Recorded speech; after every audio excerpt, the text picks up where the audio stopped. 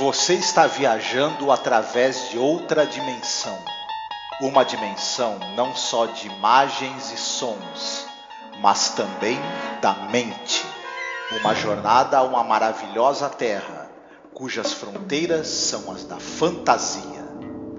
Há um sinal logo à frente, avisando que sua próxima parada será em Além da Imaginação.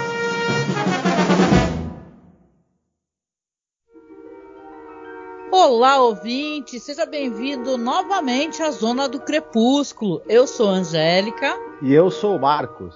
Poxa, que saudade, hein, Marcos, de poder falar sobre The Twilight Zone, essa série tão querida.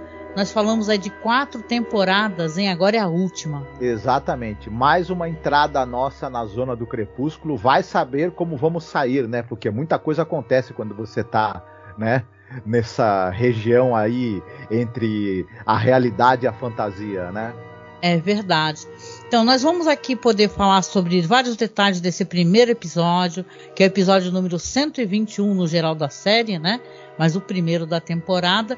Mas a gente vai agora tocar para vocês uma vinheta de apoio, tá?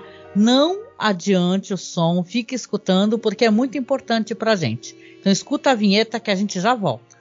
Olá, eu sou a Angélica. E eu sou o Marcos. E hoje nós viemos aqui com um pedido muito importante para você que nos acompanha nesses quase 14 anos de podcast. Nos últimos tempos, o apoio que vocês têm dado pra gente tem sido muito importante, tem nos ajudado muito, e a gente pensou numa meta para poder modernizar a aparelhagem que a gente tem, para poder começar a fazer lives. Volta e meia fizemos algumas lives, principalmente agora durante House of the Dragon, né? E quem nos acompanha sabe que o nosso equipamento ele é muito rudimentar e dessa vez a gente quer tentar chegar numa meta aqui para poder pegar um bom notebook para que eu possa fazer as lives com o Marcos, fazer lives semanais, a gente gerar mais conteúdo, fazer mais coisas ao vivo, ter mais interação com os nossos ouvintes e espectadores. E óbvio, né, para você ter um notebook melhor, não é um computador positivo que eu tenho aqui na minha casa, é uma coisa mais cara, né? E detalhe, nem é um notebook de ponta, assim, o melhor notebook gamer, nada disso. É apenas um notebook onde eu possa fazer as lives, eu possa mostrar os vídeos, não travar, né, durante as lives. O ideal é que a gente tenha o dinheiro no local que não cobra taxa, porque aí você estará ajudando a gente, né? E não enriquecer algum banco ou alguma, né, operadora. Na verdade, um computador melhor também vai agilizar a edição dos programas, né? Exatamente. Então, eu peço, o Marcos também aqui, que você nos apoie, tá? Como você pode apoiar? Você pode apoiar pelo Apoia-se, mas o Apoia-se tira uma cota, né? Tira um valor. Ou você pode apoiar via Pix também. Nos ajude a atingir essa meta. Tá certo? Então a gente deixa aqui um beijo muito gostoso, um abraço muito apertado. Fiquem todos muito bem, se cuidem. Olha, nós estamos contando com você, tá? Se você gosta do nosso trabalho, se você gosta do que a gente está fazendo, se acredita na possibilidade de a gente continuar fazendo esse trabalho, gravar podcasts, fazer lives, pesquisar sobre cinema, não deixe de nos apoiar. Seja pelo Pix, ou seja pelo Apoia-se, ou seja pelo Padrim, mas nos apoie, né, Marcos? Isso, o seu apoio é muito importante e é muito bem-vindo e vai fazer com que a gente consiga produzir mais e melhor, né? Sim. Então, vamos lá ao episódio. Esse episódio aqui, o título original é In Praise of Pip. Tradução seria uma elegia a Pip, né, um tributo a Pip. Esse episódio, ele faz voltar o formato que já é conhecido em The Twilight Zone, né, Marcos? Que é o formato que é a média de 25 minutos. Vamos lembrar que a última temporada, a 4ª, foram menos episódios e foram episódios de quase 1 hora, alguns até com mais de 1 hora, por sinal, né? Uhum. Se a gente for introduzir algumas informações aí sobre a 5ª temporada, talvez a principal é essa que você acabou de dar. Os episódios de 1 hora não agradaram a crítica. O canal, a CBS, ela tinha uma coisa que ela queria que a série, para se manter, tivesse críticas muito favoráveis, né? E os episódios de 1 hora não agradaram tanto. Parece que também não agradaram tanto ao público. E aí o canal achava que, retornando para o formato de 25 minutos, a série ela ganharia de novo aquele padrão de qualidade que ela tinha, mas infelizmente não foi exatamente o que aconteceu. Essa quinta temporada tem alguns dos melhores episódios de toda a série, mas alguns dos piores também. Tristemente, alguns deles escritos pelo Rod Serling. Ele disse, na época, que ele estava com burnout, ele estava muito esgotado e ele estava com dificuldade até de diferenciar o que era um bom roteiro de um roteiro ruim. De tão esgotado, e também esgotado também pela incrível pressão, obviamente, né, que os executivos ali da CBS fizeram sobre ele o tempo todo. Claro. Tem uma coisa, rapidamente, não esqueço de falar, porque isso é uma cláusula contratual, né, os produtores e tal, eles obrigavam o Rod Serling a escrever a maior parte dos roteiros, né, então se você pegar a série toda, tem um total de 156 episódios, né, e o Rod Serling escreveu, cara, quase 80% disso. É muita coisa, né? Exatamente. A gente teve também nessa temporada o Charles Belmont, que era outro grande talento da série, estava doente, né? Alguns escritores ali, amigos dele, concluíram roteiros que foram depois usados na quinta temporada, mas de qualquer maneira ele já estava apenas fornecendo argumentos, né, para os roteiros serem desenvolvidos. E teve essa questão da troca do diretor. Até o 13º episódio da quinta temporada, a série teve produção do Bert Granet. Ele foi substituído depois pelo William Froug. O Froug, ele também era roteirista. E ele inventou, né, para muita gente, para prejuízo da série, de pegar os roteiros que já estavam em pré-produção, que o Brett Granet tinha escolhido, e cancelar todas as pré-produções e escolher roteiros novos para os episódios que ele iria produzir. E para muita gente ele acabou escolhendo roteiros piores do que os roteiros que o Brett Granet tinha selecionado, o que acabou possivelmente, né, por conta disso, fazendo cair a qualidade geral dessa quinta temporada. Porém, um ponto positivo é o fato de que você tem craques dirigindo episódios nessa quinta temporada. A gente vai ter Ida Lupino no episódio maravilhoso. A única mulher, né, a dirigir um episódio de The Twilight Zone, sim. E a única pessoa a ser protagonista como atriz em um episódio e dirigir outro episódio, né? Você tem Don Siegel, Richard Donner, Jacques Tourneur, enfim, craques aí dirigindo episódios nessa temporada. Então, meio que é isso, né? E é a última temporada também, né? A temporada que acabou depois da série sendo cancelada. É verdade, né? Mas é como você falou, é uma temporada, a gente vai falar sobre isso muito mais pra frente, claro, né? Não desanime quem tá escutando a gente, porque claro que tem um ou outro episódio que não são tão bons, mas tem episódios, como o Marcos falou, absolutamente excepcionais, né? Episódios famosos mesmo, né? E para falar também a questão do Rod Serling, do burnout, né? Recordando o que a gente já comentou em podcasts anteriores, que ele também estava dando aulas, né? Ele começou a dar aula e ao mesmo tempo continuar cuidando da série. Teve na temporada passada aquela questão de o programa havia sido cancelado, depois acabaram resolvendo mantê-lo para poder cobrir o espaço, a grade, né, da televisão, do canal. Ficou programas mais longos, né? E também nem todo episódio deu certo, apesar que eu também acho que tem episódios excepcionais, né? Na temporada anterior, né? Como He's Alive, né? Que é atual pra caramba esse episódio. Sim. E eu acho que realmente, para uma quinta temporada, é uma série, ela começou em 59, a gente já tá aqui nos anos 60, né? Claro. E Rod Serling passava muito também por essa questão de patrocínio, de patrocinador, né?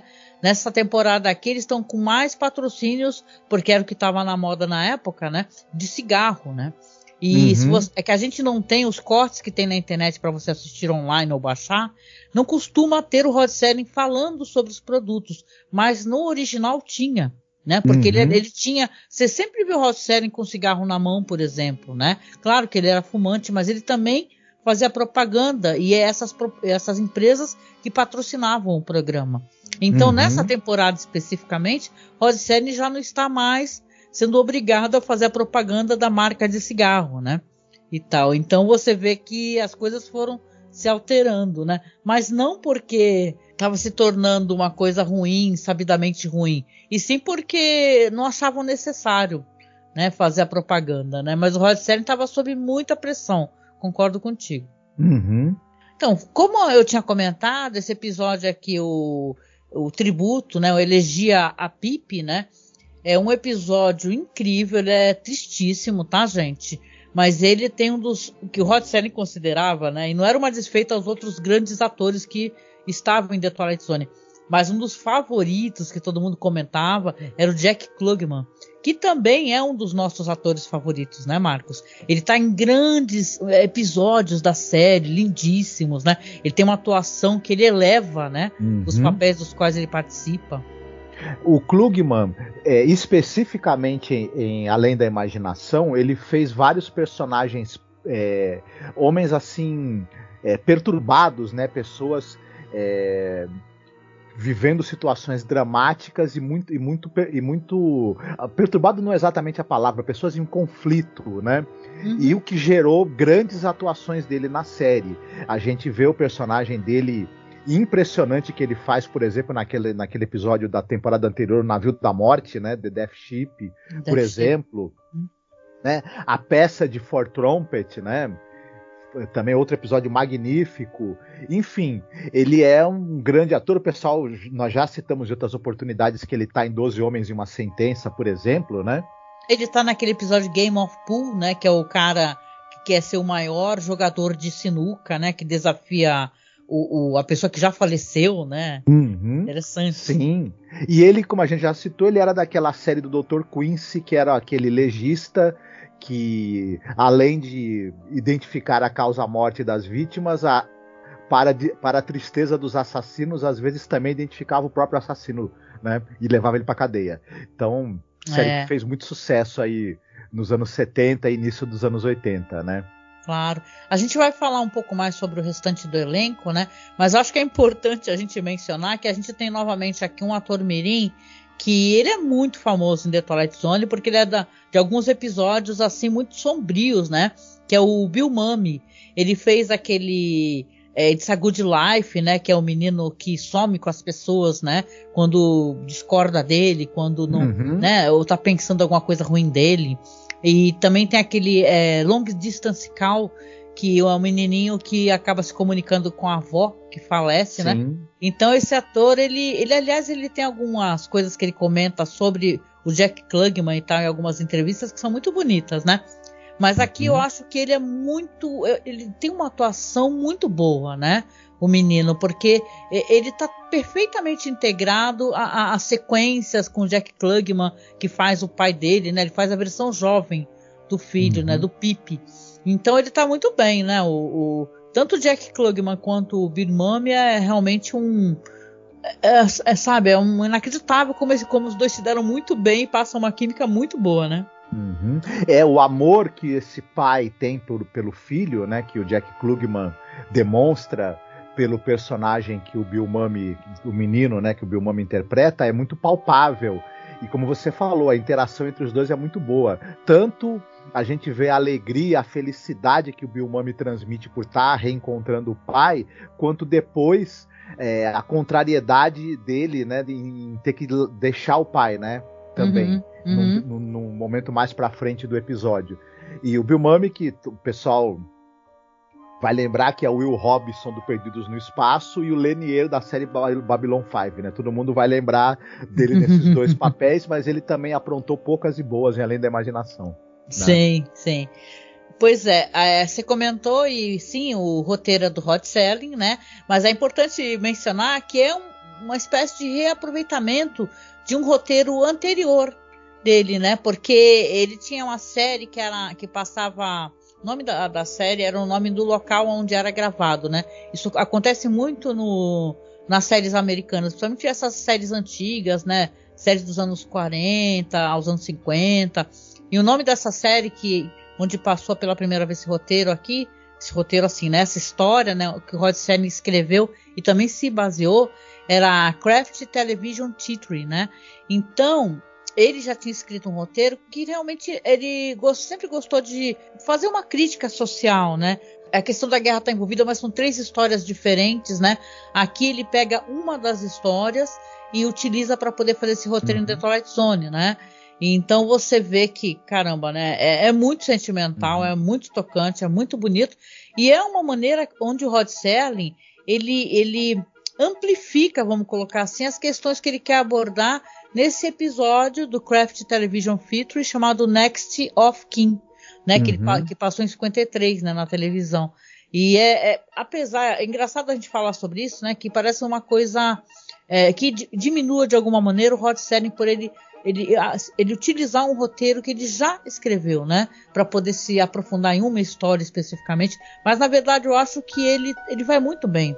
Esse é um dos melhores episódios, eu acho que de todas as temporadas, sabe? Ele é muito emocionante, muito tocante, e ele é incisivo, sabe? Ele é certeiro, ele não perde tempo com nada, ele se aproveita bem de todo o tempo de tela para poder contar o que ele quer contar, né? Então eu acho bem interessante mesmo a maneira como ele aproveitou esse roteiro. Eu gostaria de citar, o episódio é dirigido pelo Joseph M. Newman, né? Esse cara... Esse diretor, ele é famoso, por exemplo, ele dirigiu o filme Sindicato do Crime, que é com o Edmund O'Brien, né, um filme muito famoso e muito importante. E ele dirigiu também um filme que eu amo de paixão, que é o Guerra entre Planetas, o This Island Earth. Que, na verdade, esse diretor ele fez várias filmes de ficção científica meio B, né? O mais famoso é esse. Esse filme ele é amado por quem adora a ficção científica tranqueira dos anos 50 e muito criticado por outros. Eu acho maravilhoso. Quem não viu ainda Guerra entre Planetas, veja agora. Você vai ter uma experiência maravilhosa. Eu acho que tem no OkRU esse filme. Se qualquer coisa eu coloco na publicação, gente.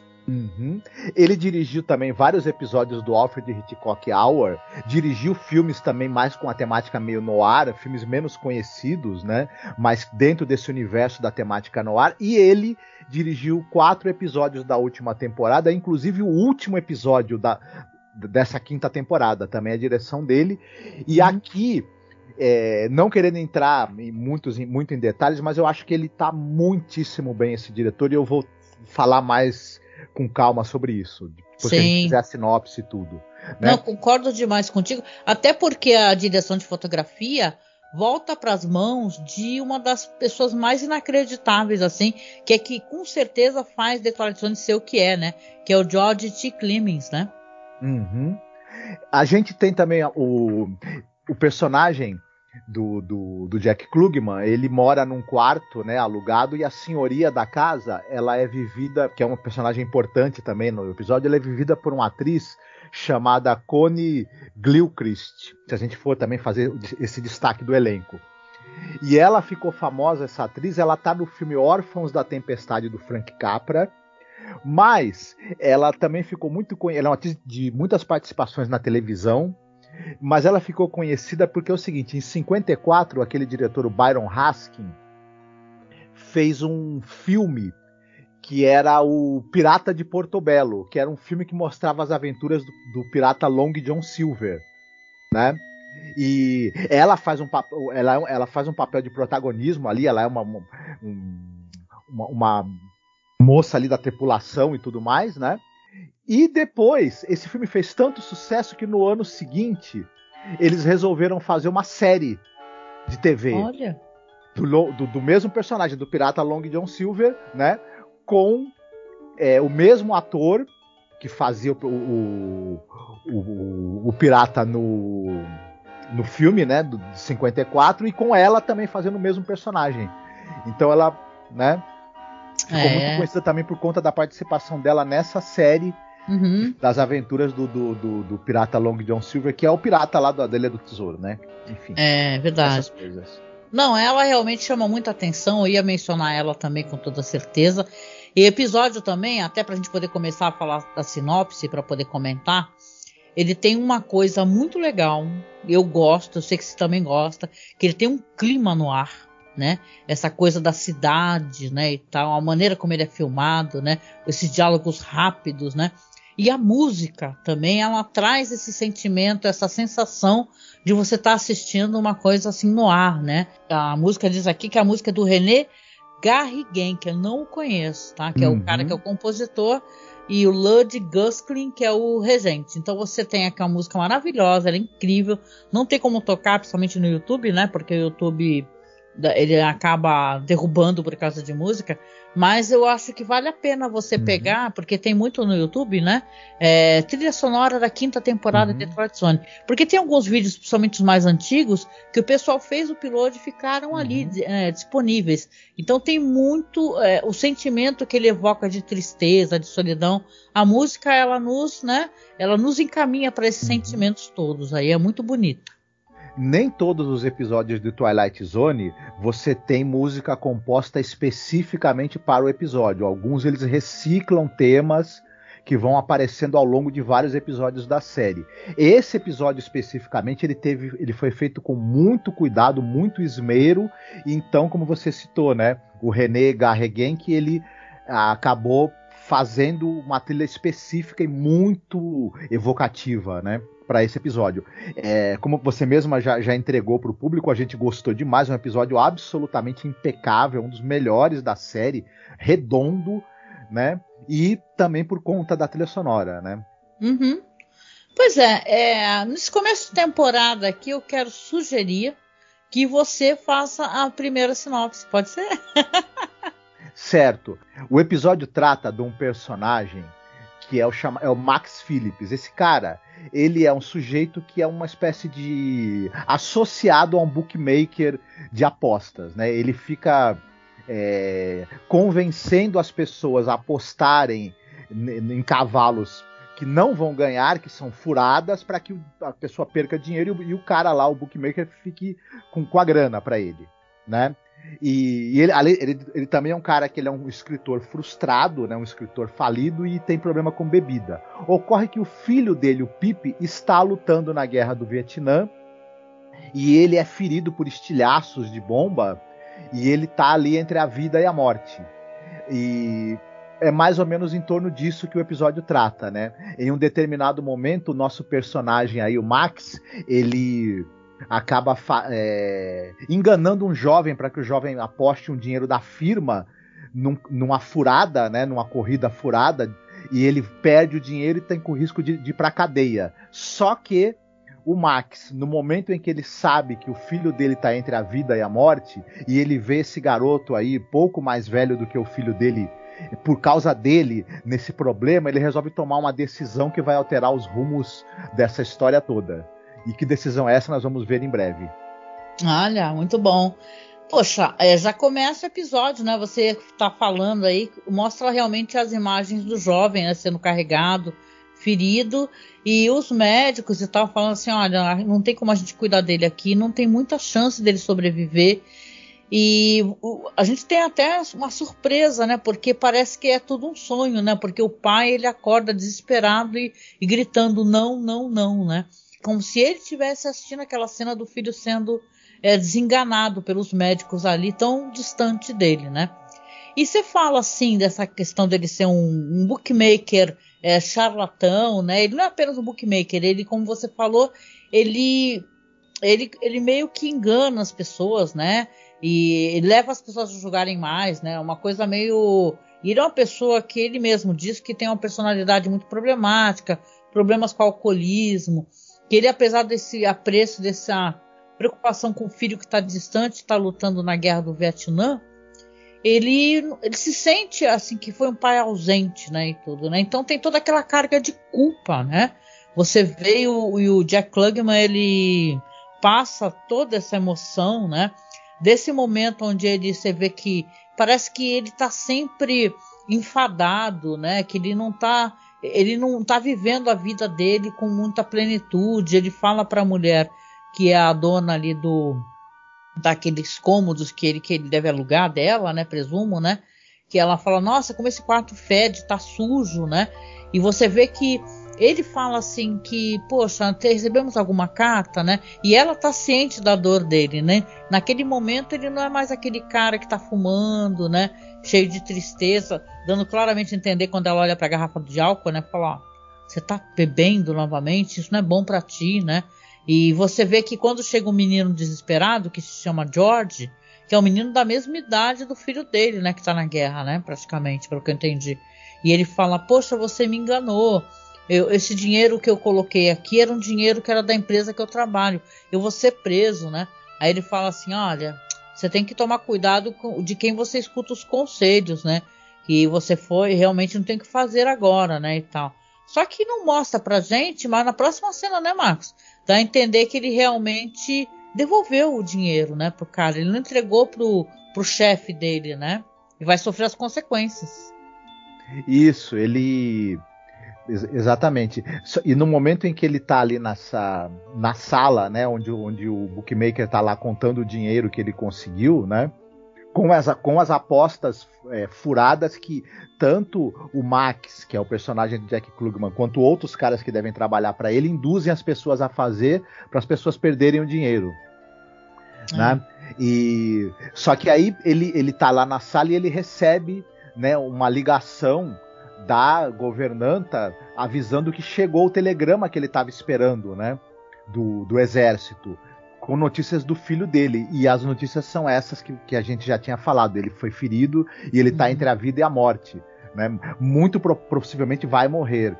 E aí, nesse momento, que o Max ele fica em desespero e ele começa a desenvolver uma empatia por esse jovem que ele ajudou a prejudicar, né? Que vai provavelmente ser preso por conta do dinheiro que perdeu pela aposta furada que o Max induziu ele a fazer. E aí uma raiva de toda a situação, acho também, né, Max? Sim. Porque ele cai em si, né? Ele fala, nossa, o que eu fiz pra mim, pras pessoas? Sabe, aquela ficha que cai, né? Ele fala, nossa, eu sempre fui ausente, né? E agora tem um outro jovem aqui que vai ser destruído também por causa de mim, né?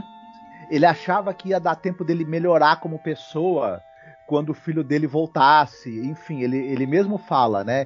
Que ele achava que ele ia ter tempo com o filho para ele, em algum momento, largar aquele trabalho terrível, né? Desonesto que ele faz, para melhorar e poder viver melhor com o filho de alguma maneira. No momento em que ele percebe que isso talvez não vá ser possível, ele fica com raiva de si mesmo e com raiva do bookmaker, né, que faz ele enganar, que leva ele também, né, para quem ele trabalha e que lucra, né, com a desgraça das pessoas que ele engana, né. É verdade, né? Ele resolve na frente do cara, né, do chefe, devolver o dinheiro pro menino, só que ele fala não. Tu vê que ele até ele fica condoído, né? Ele fala, nossa, eu lamento muito pelo que tá acontecendo com você, Max, e tal, né? O chefe dele. Aí ele fala, não, pra mim chega. Agora ele fala pro George, George, pega esse dinheiro, leva, corre daqui o mais rápido possível. Só que claro que não vão deixar o moleque sair com dinheiro, né? Que eles vivem disso, né? Ele até fala, nossa, se eu fosse ficar com pena de todo mundo pelo qual a gente pega o dinheiro porque a pessoa perdeu no jogo, eu não tinha mais o que comer. Ele fala algo assim. Mas aí você vê que os caras querem impedi-lo, só que ele saca uma faca. Nessa cena aí, o Jack Klugman diz que é uma cena que eu não sabia disso, né? Diz que ele tem na vida dele, no background, que cresceu na Filadélfia e também entre muito sofrimento, pobreza, né, e tal, um local meio barra pesada e tal. Então ele tem toda uma movimentação mesmo, e uma maneira, claro que ele é um ótimo ator também, né, mas o fato dele se mover, a rapidez como ele encena essa cena de luta, onde ele tá armado e ele ameaça o chefe, fala, olha, você deixa o menino sair, senão eu vou te matar. E o cara puxa uma arma, né, o outro tenta atacar o moleque, ele acaba tomando um tiro e o moleque foge com o dinheiro. Ele consegue, né, fazer com que o moleque fuja com o dinheiro. Só que ele ferido, ele sai da sala e você vê que ele tá... Claramente foi um ferimento ali na barriga, né?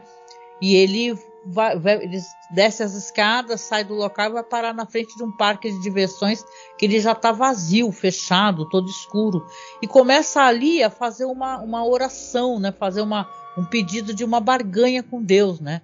De falar assim, Deus, me permita ver meu filho mais uma vez, né? Por favor, eu lhe peço, né? Porque é terrível, imagina você saber que um filho teu está morrendo longe longe de ti, tão longe de ti, né? Eu lembrei muito das pessoas na pandemia, porque as pessoas não podiam ficar na UTI com seus parentes, né? Então é tudo muito doloroso, para você ver como é que é. A pessoa pode estar ali numa distância absurda, tá no Sudeste Asiático, tá longe pra caramba, ou tá ali perto de você, mas tá distante, porque você não pode estar ao lado, né? Então é uma dor muito forte. Eu acho que o ator, ele passa isso com muita perfeição. O momento que ele encontra o filho dele, que é um menino, aí vem a versão, ele vai ver o filho, a versão criança do filho, né? Que é o Bill Murray, né? E ele dá aquele sorriso, ele fala, Pip, entendeu? E, nossa, é uma atuação, gente, que dá vontade de voltar e rever, sabe? Ele é muito... ele tem muita força nisso, sabe? Nessa emoção toda que ele coloca, o menino também. E ele roda o moleque, brinca e pula, né? E eu fiquei sabendo, né, que diz que o Bill Murray fala sobre isso, né, quando ele é entrevistado, porque as pessoas perguntam, né? E ele fala que o Jack Klugman é muito sensível, muito gentil, e ele, para se aproximar do menino e tal, para que o menino se sentisse mais descontraído, para ficar próximo dele, ele se aproximou dele com os pais e conversou, sabe? Foi uma aproximação bem gentil, assim, para que ele sentisse à vontade com o ator, porque eles tinham que rodopiar, tinham que brincar e abraçar e tal, e ele não queria que o menino ficasse constrangido, né? E são cenas muito bonitas, essa montagem do parque de diversões, né? Né, essa sobreposição e tal, e tem todo o clima, como eu disse, um clima no ar, né, te lembra um pouco Walking Distance, né, porque tem aquele negócio, quem conhece esse episódio, de o cara, ele tentar encontrar aquela versão infantil dele, né, encontrar os pais e tudo, já uma pessoa adulta, e aqui tem um pai reencontrando o filho criança, como se o parque de diversões fosse um espaço mágico, né. Uhum. Pois é, esse episódio eu fiquei impressionado com a cenografia, né, com a fotografia do George T. Clemens, como você falou, ele pega muito desses elementos, quando ele vai mostrar a cidade, e a gente está enfocando no início do episódio essa coisa do submundo das apostas, né? Depois, essa coisa da cidade à noite, e aquela parte decadente da cidade. Então há uma linguagem ali de cinema noir muito bem empregada, que enche os olhos para quem está assistindo o episódio. Depois, quando o personagem do Max, nesse elemento fantástico, ele encontra o filho, ainda como o filho era quando era criança, né? E eles vão adentrar o parque de diversões. É impressionante o quanto a montagem aí ela se torna mais veloz, começa a se usar efeitos de sobreposição, tem uma linguagem audiovisual ali muito bem empregada, são recursos simples, mas empregados de maneira muito precisa. E depois tem um momento, a cena aí que talvez você queira comentar também, que eles entram naquela parte lá da sala de espelhos também. É uma cena muitíssimo bem dirigida, muito bem feita, impressionante. Eles precisaram fazer uma marcação com fita, inclusive, no chão, para que os atores soubessem onde se posicionar direitinho, mas ela é dirigida com muita categoria pelo Joseph N. Newman. Enfim, eu gostei, eu achei que nesse ponto o ritmo do episódio é muito perfeito, e também, como você mesmo falou, o Jack Klugman, a atuação dele, ela tem esse crescente, né? Primeiro ele é esse cara decadente, esse cara totalmente apático em relação à vida, uma pessoa deprimida, uma pessoa que parece não ter ligação mais forte com nada, ele só vive para esperar o telegrama sobre o filho e fazer esse serviço degradante que ele faz sem sentir nada o tempo todo e só se lamentar.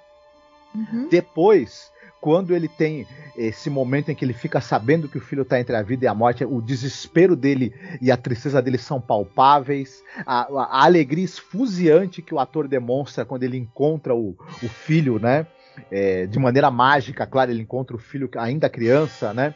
E depois, mais pra frente, o desespero dele em tentar conversar com Deus e trocar a própria vida dele pela vida do filho, uma atuação impressionante, muito marcante, com muitas camadas, e que eu acho também que a direção sabe como enfocar, né, como fotografar o Jack Klugman ao longo desse tempo para a gente sentir a evolução da atuação dele no episódio.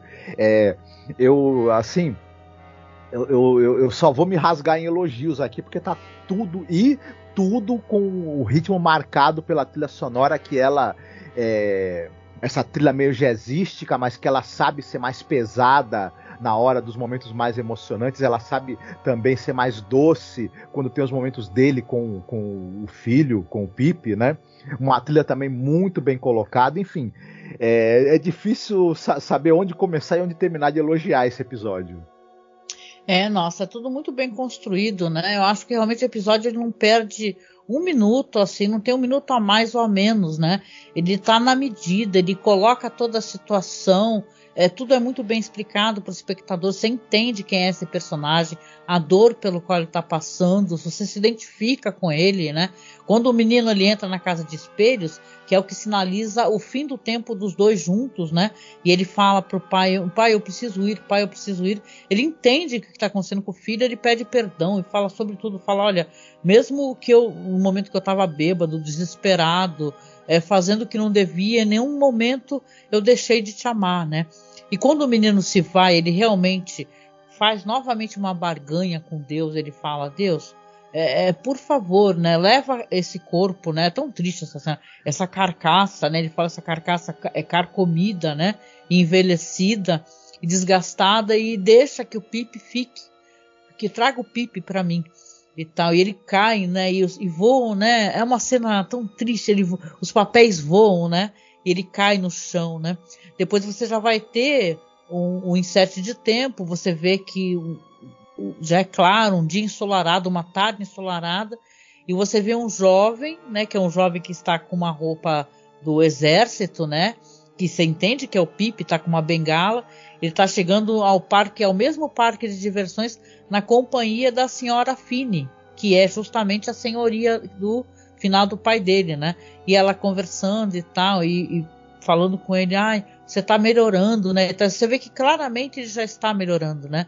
ele está a caminho de ele está em franca recuperação, né, como chamam, e ele vai para o parque, ele vagueia, ele anda, e você vê que ele está tendo as recordações do pai dele, né, e quando ele pega ali aquela pistola de ar para poder atirar nos patinhos, né, ele recorda uma coisa que o pai dele falava sempre para ele, falava, para de ficar mascando chiclete e concentra aí na pontaria, né, e ele tira o chiclete e tal, e sorri, e termina assim o episódio. Nossa, o episódio é lindo, gente, é pra chorar mesmo, é muito bonito, é um primeiro episódio que é tudo de bom, né, e parece que é a última vez que o Jack Klugman, né, participa da série. Acho que sim, acho que é o último episódio da série com participação dele, mas é um final inacreditável para a colaboração dele com o Rod Serling, além da imaginação, uma das grandes atuações da série, sem dúvida nenhuma. O episódio é todo muito bem feito em todos os aspectos, mas o que talvez até mais se destaca nesse episódio é a atuação gigante do Jack Klugman. Ele leva a temperatura dramática do episódio de 0 a 100, sabe, num estalar de dedos com a atuação dele. Eu fiquei muito impressionado e muito tocado também com esse episódio. É um excelente começo, né, para essa quinta temporada, e a gente vê o quanto, embora a gente tenha tido muitos episódios bons com essa duração de 1 hora, 50 minutos, a gente vê como um retorno para esse formato de meia hora, você consegue concentrar a carga dramática de uma maneira, às vezes, mais eficiente até, né? Concordo. Apesar de ter gostado de muitos episódios de 1 hora. E o Serling, eu acho que ele se dá muito bem com esse formato mais curto, né? E, enfim, um episódio absolutamente sensacional. Muito bom. Eu recordo, assim, só para fechar, o Nervous Man in a $4 Room. Você lembra que tem todo aquele monólogo e o cara desesperado tentando mudar de vida? Eu acho que ele me lembra um pouco esse episódio aí do homem desesperado nesse quarto de $4, né? Tem aquele também, sabe, ele tem várias coisas. Eu acho que chega a um ponto que, como o Rod Serling é uma pessoa muito criativa, né? Ele é capaz de transformar muito bem algumas coisas, alguns roteiros que ele mesmo escreveu. E tem coisas que ele adaptou de outros também, que o The Hitchhiker, por exemplo, que tem essa coisa da morte, né? O primeiro episódio, que é o One for the Angels, né? Que o cara faz uma barganha com a morte também. Quem é que recorda desse episódio, né? Que o velhinho é um vendedor e ele quer salvar uma criança e quer fazer uma grande venda, faz um acordo com a morte. Então acho que ele tem muito de vários episódios. Tem o Where is, Onde Está Todo Mundo, por exemplo. Eu acho um ótimo começo, assim. Eu acho um começo incrível mesmo. Isso que você falou me fez pensar uma coisa. O Serling, ele é um grande escritor de diálogos. Apesar dele ser uma pessoa também muito criativa, ele conseguir criar situações muito interessantes e trabalhar bem com fantasia, né, que é um dos elementos principais da série. O forte dele são os diálogos. E é interessante quando ele trabalha esses personagens que são esses homens atormentados, né? E você tem, no episódio de 20 minutos, 25 minutos, você tem pouco tempo para desenvolver e conseguir dar todas essas camadas para esses personagens. Mas no diálogo, os diálogos são tão fortes, são tão carregados de emoções e tão precisos que ele consegue colocar nos diálogos as camadas que esse personagem tem. A gente entende perfeitamente os conflitos internos ali que esses personagens que o Serling criou, tão memoráveis para a série, têm. Isso é uma grande habilidade de um grande, né, roteirista. Concordo. Né, tem monólogos absolutamente impressionantes na série em que a gente entende perfeitamente, mesmo com pouco tempo de tela, toda a psicologia e os conflitos dos personagens que o Serling cria, né? E esse é o grande legado, talvez, dele como roteirista, né? Sim, nossa, eu gosto como o Rod Serling, ele traz questões da guerra para serem questões críticas, como The Purple Testament, né? Que é aquele cara que enxerga um brilho no rosto das pessoas, né? Que estão prestes a morrer. Então, ele traz essa coisa dessa insignificância, da ausência de necessidade da guerra, né? E aqui também o Jack Klugman, o personagem dele, tem um momento que ele fala, nossa, isso é ridículo, né? Porque essa guerra, principalmente a guerra do Vietnã, para quem não sabe, morreram muitos jovens, né? Foi uma guerra que os Estados Unidos perdeu, vamos lembrar, né? Apesar deles não falarem sobre isso, né? Perderam a guerra e morreu muito jovem, né? E tal. Até na minha recomendação a gente vai falar sobre isso, né? Dessa questão do veterano esquecido pelo governo dos Estados Unidos, né? A gente vai agora para uma parte onde nós vamos continuar fazendo o que a gente tem feito porque a gente gostou, né? A gente vai cada um aqui recomendar filmes ou séries ou livros que a gente acha que complemente a experiência do episódio. Sendo um bom episódio ou não, não importa. Que a gente acha que engrandece a experiência, é uma coisa que a gente gosta de fazer. E também vamos, no final, escolher uma musiquinha que só toca no podcast. Ou seja, se você está assistindo no YouTube, né, e tal, acompanha pelo YouTube, dá uma assinada no nosso podcast, seja pelo feed, segue a gente no Spotify, que a gente está lá como Além da Imaginação Podcast, vamos lembrar, né? E você vai escutar a música do final. Também vai ter relação com o episódio, tá? Mas eu quero convidar você, Marcos. E aí, você tem uma recomendação ou mais que uma para complementar aqui a experiência do nosso ouvinte, espectador? Eu gosto muito de filmes sobre essa relação pai e filho. E como eu gosto de vários, eu resolvi roubar e dessa vez recomendar 2. Um deles eu sei que você gosta muito do filme, que é o filme Uma Lição de Amor, que é um filme de 2001, com o Champagne, a Michelle Pfeiffer e a Dakota Fanning. Olha, maravilhoso, realmente. E é uma história muito emocionante de um pai. Ele é um homem que ele tem limitações intelectuais, né? Ele é aquela pessoa que ele tem uma idade intelectual muito menor do que a idade cronológica dele, né? Ele é um homem adulto, mas ele tem praticamente a mente de uma criança, e ele tem uma filha. E lá os educadores, os psicólogos acreditam que ele não tem condição de cuidar da filha, né? Mas o que falta nele em desenvolvimento intelectual sobra em amor e dedicação absurdas para essa criança. Então é muito bonito essa história, né, da dedicação desse homem de tentar, né, de alguma maneira se manter presente na vida da filha e tudo. Outra coisa que esse filme eu acho que tem um grande interesse é que ele é todo, a trilha sonora são todas versões de músicas dos Beatles, todas muito bonitas e muito bem colocadas ao longo do filme. Então é outro atrativo, eu diria, que torna esse filme interessante. Outro que eu não posso deixar de citar, já que aproveitando que eu vou roubar e vou citar dois, é um filme de 1983 do Victor Erice, aliás, né, que é o mesmo diretor do Segredo da Colmeia. É um filme chamado O Sul, que trata, assim, basicamente de uma mulher chamada Estrelita, né, e ela lembra, né, da infância dela, que ela conviveu com um pai, né? Um pai que era um sujeito que ela tinha um grande amor, uma fascinação muito grande por esse pai, mas ao mesmo tempo, por algumas razões que a gente vai acabar vendo e que vão sendo mostradas ao longo do filme, também era uma relação muito difícil. E em um determinado momento também esse pai acabou deixando-a porque ele se suicida, né? E aí o filme é toda uma recordação de momentos muito doces, muito mágicos e alguns também muito difíceis que ela teve com esse pai. É um filme absolutamente, assim, um dos filmes mais lindos que eu vi em toda a minha vida. Nunca deixou desse filme estar na minha cabeça, sempre, né? E ele nunca deixou de mexer com a minha sensibilidade. Então quem ainda não assistiu, muita gente conhece o Mistério da Colmeia, né, do Victor Erice, mas esse é um filme menos conhecido dele, mas tão bonito quanto.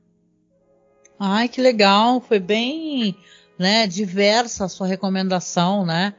Eu tô até com vergonha, mas eu vou recomendar uma história assim bem americana, né, e tal, de um filme que eu gostei bastante, acho que você também gosta, que é um filme do Oliver Stone, né, que é o Nascido em 4 de Julho.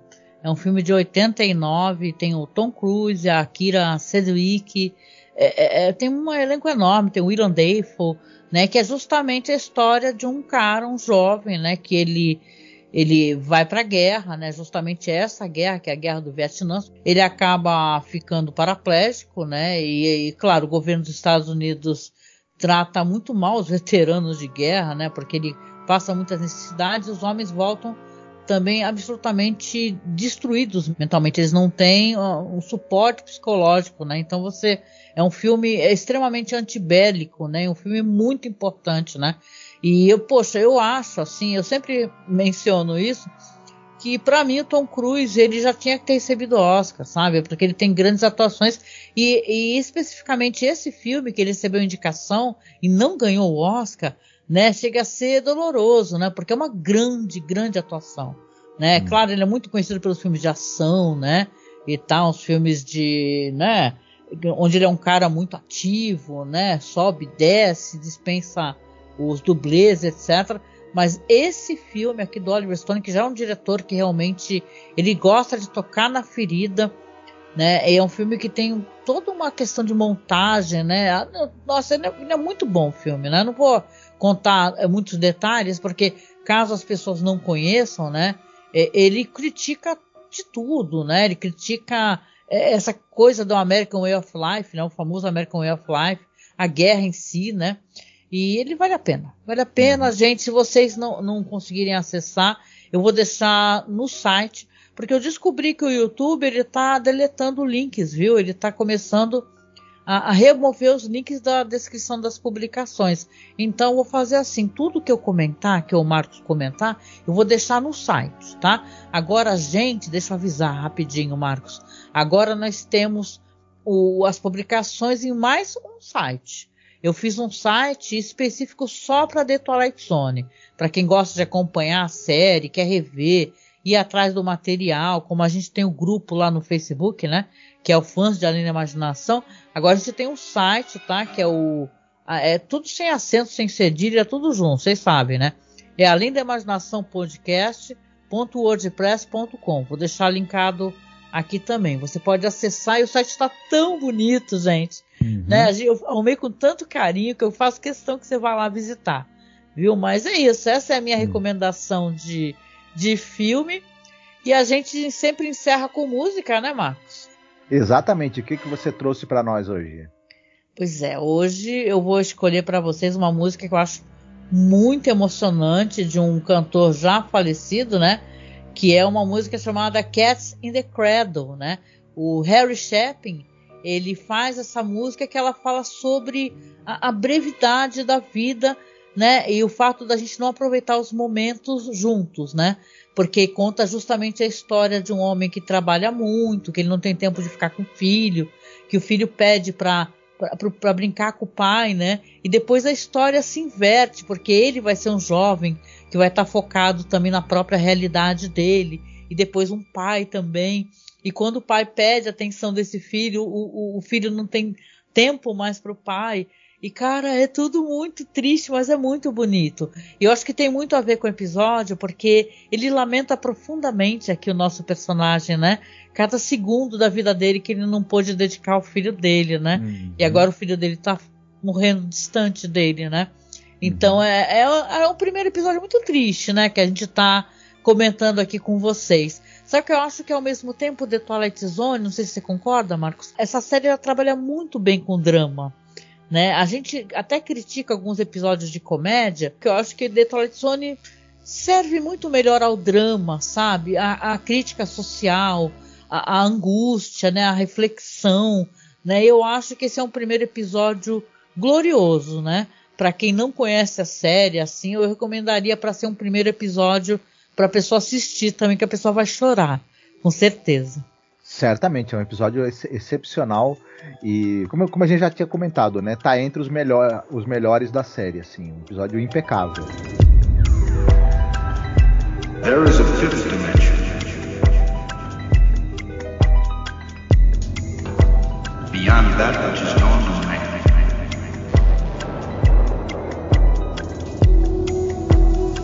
It is a dimension vast as space.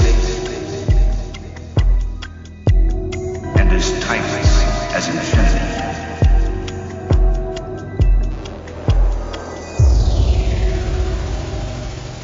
It is the middle ground between light and shadow.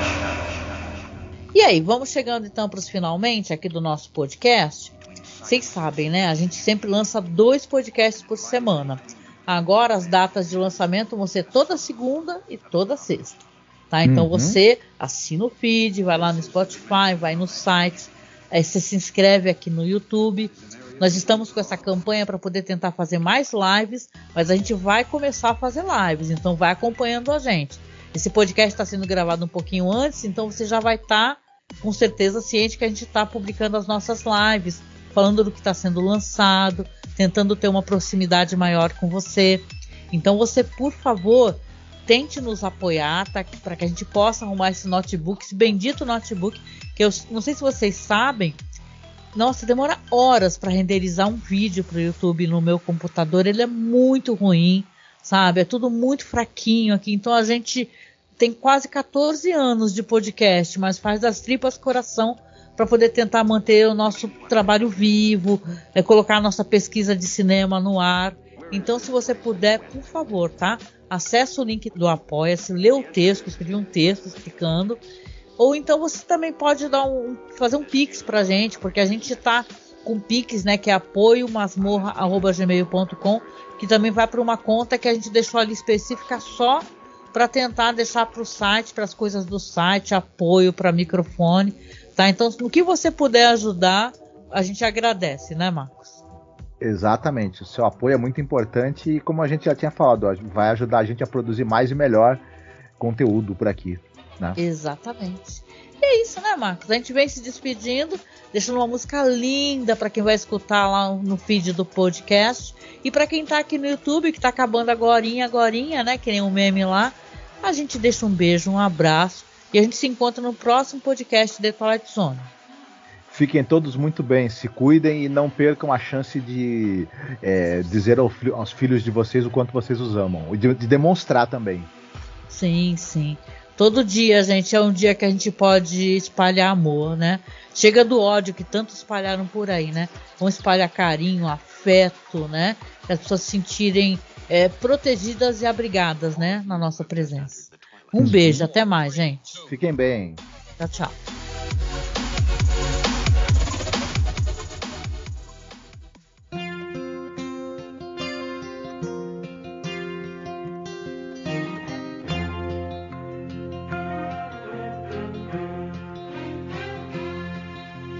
child arrived just the other day.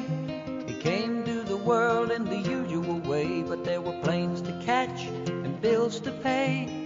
He learned to walk while I was away, and he was talking for I knew it, and as he grew, he'd say, I'm gonna be like you, Dad, you know I'm gonna be like you.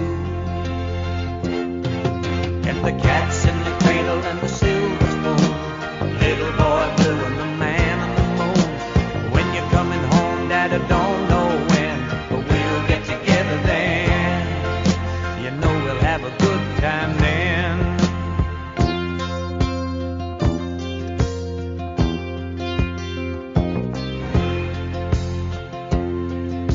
My son turned 10 just the other day. He said, thanks for the ball, Dad, come on, let's play. Can you teach me to throw? I said, not today, I got a lot to do. He said, that's okay, and he walked away, but his smile never dimmed. Said, I'm gonna be like him, yeah, you know I'm gonna be like him. And the cat's in the cradle and the silver spoon, little boy blue and the man on the moon. When you're coming home, Dad, I don't know when, but we'll get together then. You know we'll have a good time then.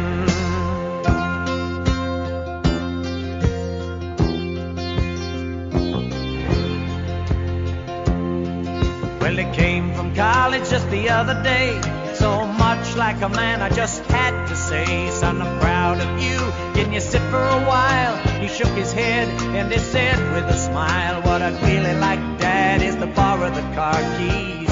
See you later, can I have them please? And the cat's in the cradle and the silver spoon, little boy blue and the man on the moon. When you're coming home, son, I don't know when, but we'll get together then, Dad, you know we'll have a good time then.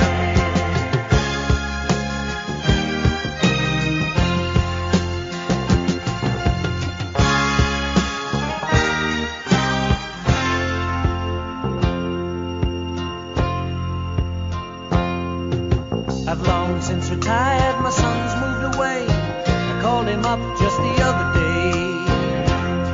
I said, I'd like to see you if you don't mind. He said, I'd love to, Dad, if I can find the time. You see, my new job's a hassle and the kids are the flu, but it's sure nice talking to you, Dad. It's been sure nice talking to you.